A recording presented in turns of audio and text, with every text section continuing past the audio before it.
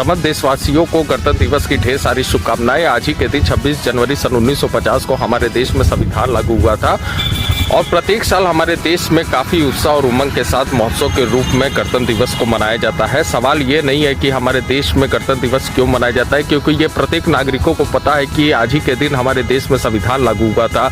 हमारा सवाल ये है कि जब भारतीय संविधान की उद्देशिका में स्पष्ट अक्षरों में लिखा है कि हम भारत के लोग भारत को एक संपूर्ण प्रभुत्व संपन्न समाजवादी पंथ निरपेक्ष लोकतंत्रात्मक गणराज्य बनाने के लिए तथा उसके समस्त नागरिकों को सामाजिक, आर्थिक और राजनीतिक न्याय, विचार, अभिव्यक्ति, विश्वास, धर्म और उपासना की स्वतंत्रता, प्रतिष्ठा और अवसर की समता प्राप्त कराने के लिए तथा उन समय व्यक्तियों की गरिमा और राष्ट्र की एकता और अखंडता की सुनिश्चित बंधुता को बढ़ाने के लिए दृढ़ संकल्प होकर संविधान सभा आज दिनांक 26 नवंबर सन 1949 को तथ्य द्वारा आत्मनिर्मित करती है।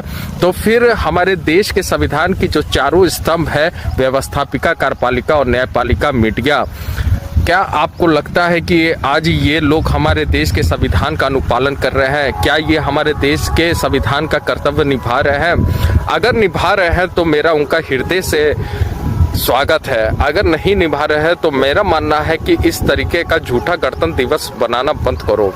मेरा ये भी मानना है कि आज देश में, मेरा व्यक्तिगत रूप से मानना है कि आज ये देश में संविधान को मात्र 50% ही सिर्फ महत्व दिया जा रहा है, बाकी 50% नहीं महत्व दिया जा रहा है। बाकी ये मेरी राय है, आप लोगों की क्या राय है कृपया कमेंट बॉक्स में करके बताएं। बहुत बहुत धन्यवाद, नमस्कार।